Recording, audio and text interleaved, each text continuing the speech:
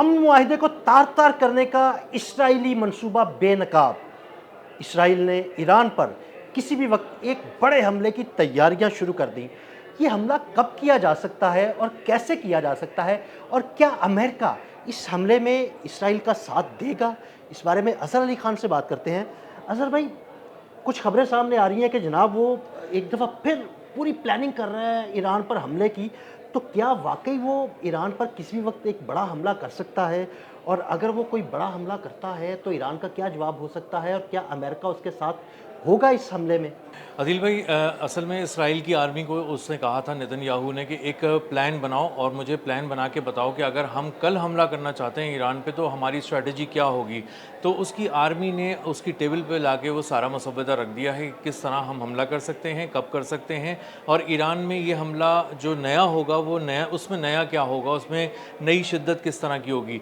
अब नेतन्याहू और उसके जो वज़ीर हैं, जो उसके लोग हैं, वो इस वक्त बैठ कर इस बात को देख रहे हैं कि किस तरह अमन मुआहिदा जो है उस पर उनकी बड़ी गहरी नज़र है। वो देख रहे हैं कि अमन मुआहिदा कितने अरसे तक चल सकता है, क्या ये कामयाब हो सकता है, क्या ईरान और अमेरिका दोबारा लड़ाई कर सकते हैं, उनमें कशीदगी बढ़ सकती है। तो अगर कशीदगी जिस वक्त भी बढ़ेगी तो हम उसको जो है वो मज़ीद बढ़ाएंगे, उस आग को मज़ीद जलाएंगे और बढ़ाएंगे, उसको दहकाएंगे। यानी और अगर हल्की सी भी चिंगारी भड़की तो हम उस पर तेल छिड़क देंगे। जी, तेल छिड़क देंगे, एक और बड़े पैमाने पे हमला करेंगे ईरान पे, और उस वक्त हमारे पास बहुत अच्छा जवाज़ होगा कि हम ये हमला कर सकते हैं। और उस वक्त चूँकि अमेरिका के साथ लड़ाई हो रही है ईरान की, इसलिए हमारे पास ये जवाज़ है। अब ये प्लान जो बनाया गया है इसराइल की आर्मी की जानिब से, वो इस तरह भी बनाया गया है कि उन्होंने इसको इस तरह बनाया है कि हम अकेले अगर लड़ना चाहें तो क्या होगा।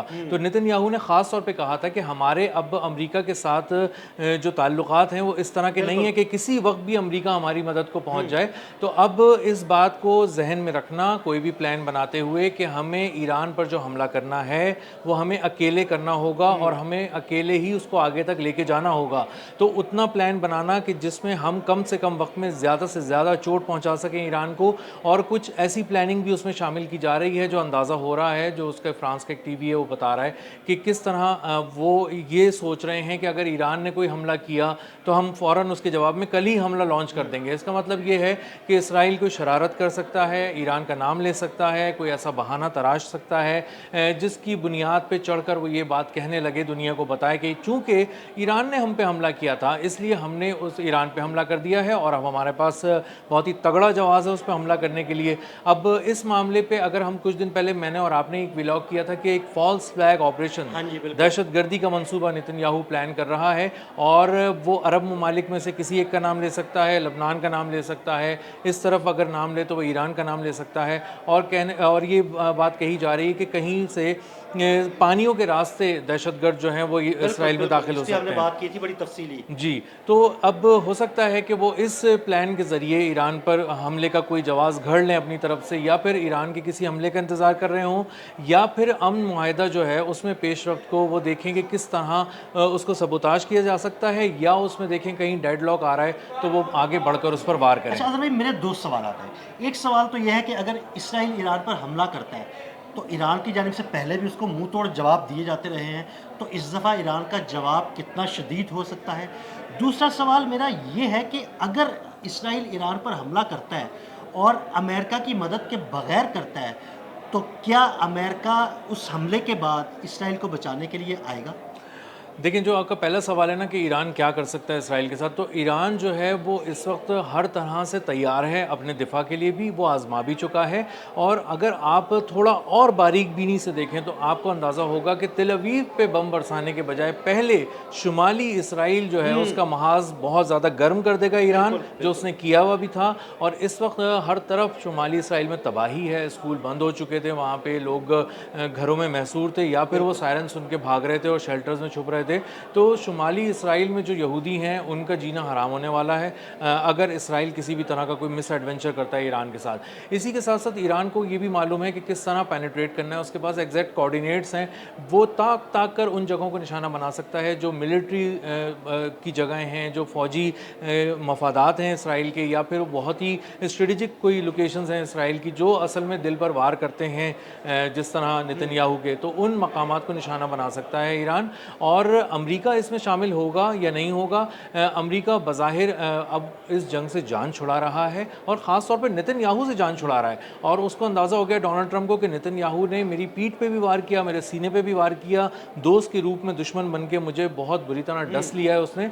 तो अब डोनाल्ड ट्रंप निकलना चाह रहे हैं और ये सारा अमन माहिदा इसीलिए हो रहा है कि वो किसी तरह से इन सारे मामला से निकल सकें। तो अगर डोनाल्ड ट्रंप को ये अंदाज़ा हुआ कि मुझे घसीटने की कोशिश एक बार फिर की जा रही है, तो मेरा नहीं ख्याल कि वो इसके अंदर आएंगे, वो पीछे हटेंगे। और एक स्टडी ये भी है कि अगर अमेरिका ने इसराइल का साथ नहीं दिया तो फ़िलहाल इसराइल की पोजीशन ये है कि वो महज 12 दिन 2 हफ्ते टिक सकता है ईरान के सामने और इससे ज़्यादा नहीं टिक सकता। लेकिन चूँकि इसराइल में इंतखाबात होने वाले हैं, नेतन्याहू फंसने वाला है। अच्छा अज़र भाई, पिछले 2 साल से इसराइल ईरान से मार खा रहा है। 2025 में चंद रोज़ा जंग हुई, ईरान ने इसराइल की ईंट से ईंट बजा दी। इस बार भी जब जंग शुरू हुई, इसने पहले हमला किया, उसके बाद अमेरिका दरमियान में आ गया, लेकिन उसके बावजूद ईरान ने इसराइल को तबाह बर्बाद कर दिया।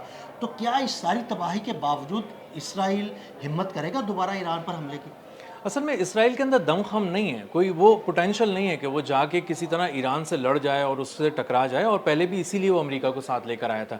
लेकिन अब प्रॉब्लम है, नेतन्याहू प्रॉब्लम है, नेतन्याहू का इलेक्शन में आना प्रॉब्लम है। अब उसकी मकबूलियत का ग्राफ बहुत तेज़ी से नीचे गिर चुका है, वो इंतहाई गैर मकबूल लीडर के तौर पर सामने आया है और एक नाकाम लीडर के तौर पर सामने आया है। और यहूदियों की नज़र से अगर आप देखें तो यहूदी देख रहे हैं कि 2023 से तुमने मुसलसल हमें जंग में झोंका हुआ है, हमारे लोग मर रहे हैं, हमारे पुरअमन शहर जो हम सुकून से रह रहे थे, हम बर्बाद हो गए, हमारे बच्चे स्कूल नहीं जा पाते, खाना नहीं खा पाते, कभी भी आगे बम गिर जाता है, तुम कहीं पे भी जंग शुरू कर देते हो। तो इसका मतलब ये है कि तुम हमें मरवाने पर तुले हुए हो। तो इसीलिए नेतन्याहू का मकबूलियत का गिराफ अब ख़त्म हो चुका है और अब बहुत सारे जो सर्वेज और पोल्स आ रहे हैं उसमें बताया जा रहा है कि नेतन्याहू अगला प्राइम मिनिस्टर नहीं होगा। हाँ, यकीनन उसकी सियासी कब्र तो तैयार हो चुकी है। बिल्कुल, लेकिन और इसीलिए नेतन्याहू के लिए बहुत ज़रूरी है कि किसी ना किसी तरह आग दहकाए रखे और कहीं पे अगर शोले उसके कुछ बुझने की कोशिश कर रहे हैं। आने वाले मामले को ही देख लें, आज उसने शाम में भी अपने फौजी को साथ दी। बिल्कुल ऐसा ही है, शाम में भी कर दिया वो और एक जो डिफेंस उनका मिनिस्टर है उसका भी बयान सामने आ गया कि शाम से बाहर नहीं निकलने वाले, हम लबनान से बाहर नहीं आएंगे और गज़ा से बाहर नहीं आएंगे। अमेरिका कान खोल के सुन ले, जो उनका कार्ड्स उनके जो उनका वज़ीर है वो उसने कहा है कि हम इन तीनों महाज़ों से वापस नहीं आने वाले। और इसका मतलब ये है कि हम वहाँ पे लॉन्ग टर्म रहने वाले हैं। लॉन्ग टर्म का मतलब ये है कि अब अमेरिका का जो मुआहिदा है ईरान के साथ, वो आप आने वाले दिनों में खुदा न खास्ता कमज़ोर होता हुआ देख रहे होंगे। और अगर ऐसा होता रहा तो इसराइल को कोई भी मौका मिल जाएगा एक बार फिर हमला करके इस चीज़ को गर्म करके दोबारा नए सिरे से जंग की आग भड़काने का। और उस सारी आग के बीच में वो जो एक इलेक्शन का माहौल बन रहा है और सज़ा मिलने का माहौल बन रहा है अदालत से नेतन्याहू को, ये दो बहुत बड़े मामले हैं जो तलवार की सूरत में लटके हुए हैं उसकी सर पे नेतन्याहू के।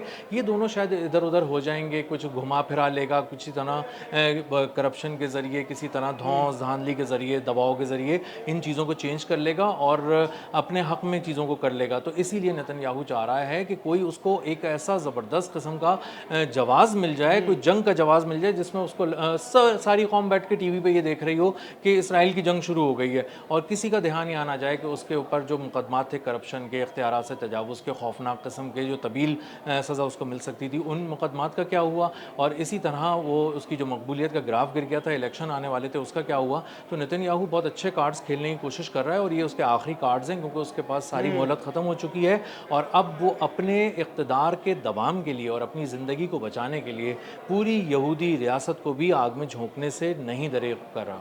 बहुत शुक्रिया अज़हर भाई। अज़हर भाई ने बड़ी तफसील के साथ इस सारे मामले पर रोशनी डाली। मज़ीद अपडेट्स के लिए मैं फॉलो करते रहे अदील अहमद और अज़हर अली खान को इजाज़त दीजिएगा। अल्लाह हाफ़िज़।